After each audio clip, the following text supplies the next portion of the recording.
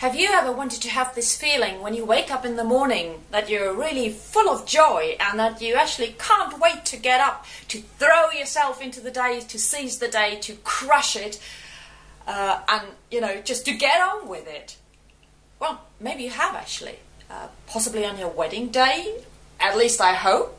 Were you joyous when you couldn't wait to, take your loved one in front of this altar? Or maybe on the day when you went on vacation, right? Or, maybe on your birthday. So you were joyful. You had, all the energy and you wanted to get out of bed. Reality actually looks pretty different very often.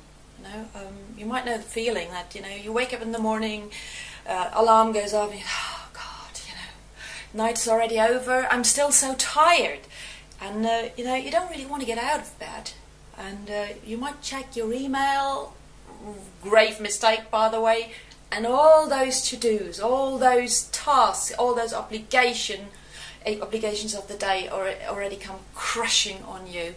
And, you hardly opened your eyes and you're already tired. So where's the difference, right? Well, let's go to this wedding day. Right, you get out of bed and you're looking forward to marrying the love of your life, I hope at least, because you want to spend the rest of your life with this wonderful person. Or the holiday. You get up, energetic, you pack your bags, you look forward to spending time with your family, maybe with your kids. You don't have around you so often because you might have a very stressful job. So that is, or you just want to take care of yourself. Or the birthday, you're expecting people, friends, relatives you love, for your birthday. Or maybe it's just the presents. Whatever it is, you have a reason. You have a why. So the difference is the why. When was actually the last time when you asked yourself, why am I actually doing what I'm doing? Why am I doing this job? Why am I behaving like this as a partner, as a lover? What am I actually doing as a parent, and why? When you start asking yourself those questions, invariably you start thinking about goals, about objectives. In actual fact, about who do you want to be, what you're aspiring to, right? So why, for example, would you start eating healthy and doing regular exercises for your body? Why would you, for example, want to lose weight, right? Maybe the reason behind is that you want to spend more time with your teenage son and you want to go jogging with him or want to go biking with him because that's his passion. You want to spend time with him, but you might not be fit enough, right? So there's your why. You might practice singing if you're, because you want to be part of this superb choir. Yes, it's a joy singing, but you want to be part of this superb group of people. So you got your why. So when did you ask yourself last, who am I as a parent? What kind of parent am I, and why?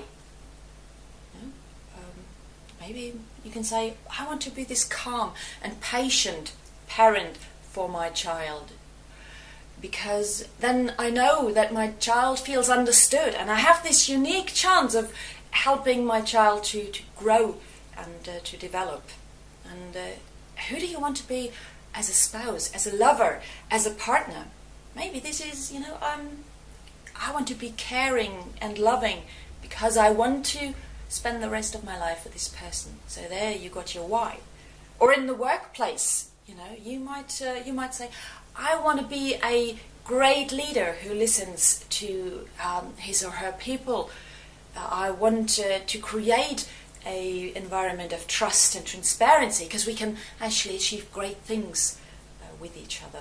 So you got your why and what you want to be. The true true visions. This is how I want to call it. It might be, you call it objective or call it a goal. I'd actually like to call it a vision. So the vision should actually be a true synergy of your heart and your mind. You can actually really check that very easily. So whatever your goal is, your vision of yourself, are you excited about it? Right? Does it really excite you? Does it resonate with you? If not, change it.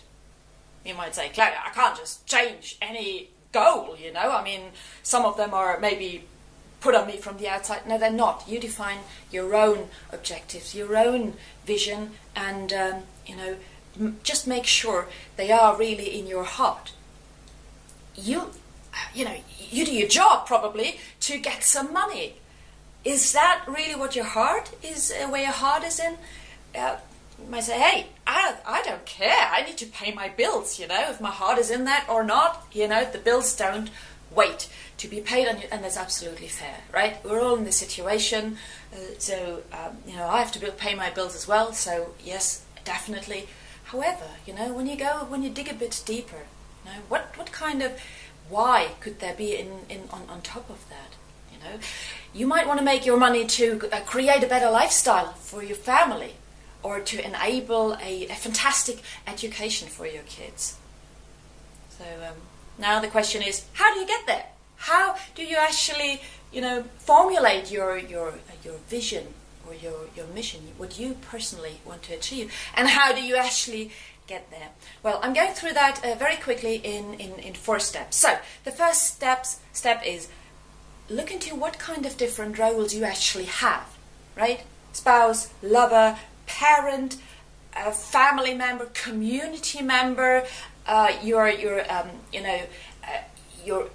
a team member or a leader in your work environment. So list all those different roles. And step number 2, take a bit of time. Really lean back. Try to find out for yourself who and what do I actually want to be in these roles. It's not a 5-minute job, so really take your time. Maybe do that completely outside of your family, outside of your workplace. Take the time for yourself and think deeply and thoroughly about it. Number 3, write it down. In your different roles, you might have a number of things you want to be. Try to distill it down to get the essence of what you really want to be in each of those roles. And I can give you a bit of a guideline for that, how you can formulate that for yourself. So the first one is, what value do I actually add? The second one is, for whom? And the third one is, what is the expected outcome?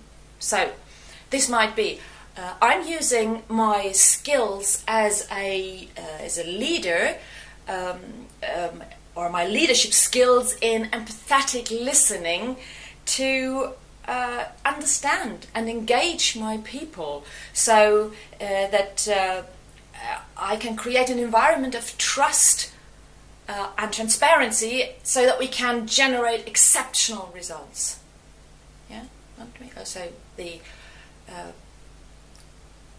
value you create, who you're creating it for, and the expected outcome. Right? Step 4. When you've written that up, put it somewhere where you can refer to on a regular basis. In the best case, actually on a daily basis. You might have it on a piece of paper. Put it into your wallet, or you might just have a reminder in your calendar where you put it in on a daily basis or every other day, so you read it regularly. Why is that? Your thoughts will eventually create your reality. And the more often you read it and the more often you re-engage with all these ambitions, the better the conditioning works. What does that mean?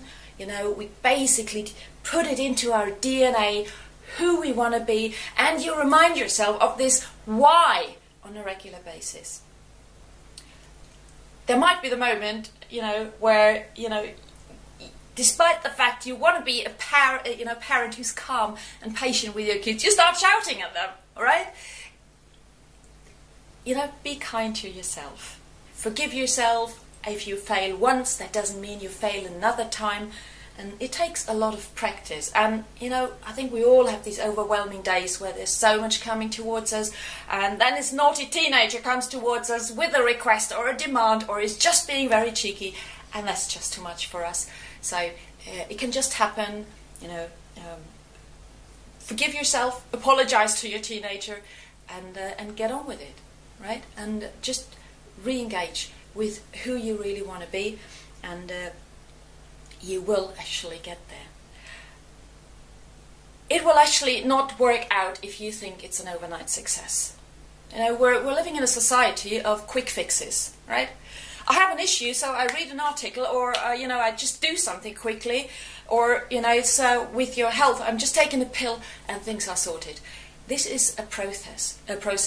It's actually a path. So you have to be patient. If you're expecting super quick results, that won't happen. Review this kind of personal vision, mission statement, however you want to call it, on a regular basis. You will grow and develop, so will your statement. Again, it's a process. It is a path.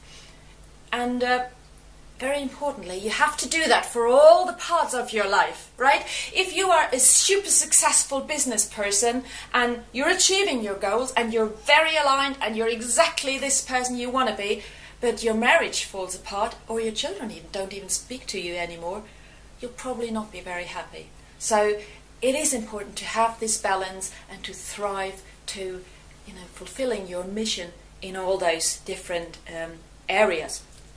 A personal mission statement is actually a very, very powerful path for success, and it gives you permission to say no to all those distractions around you and to focus on the important. When you finish this video, I'll give you a bit of a challenge. Take a piece of paper, take a pen, take time, or reserve the time in your calendar, and then take your notebook and a pen and start going through these 4 steps, right? Look at what your roles are, who you want to be, why you want to be that, and then use your statement and re-engage with it on a regular basis. So remind yourself who and what you want to be, and most importantly, why. Thank you for coming. It was a pleasure and an honor having you here. So take care for now, be inspired, and go and live the life you really want. Hi, thanks for watching this video. And if you liked what you saw, do me a favor and subscribe through clicking on this link attached to this video, because I'd love to help you more.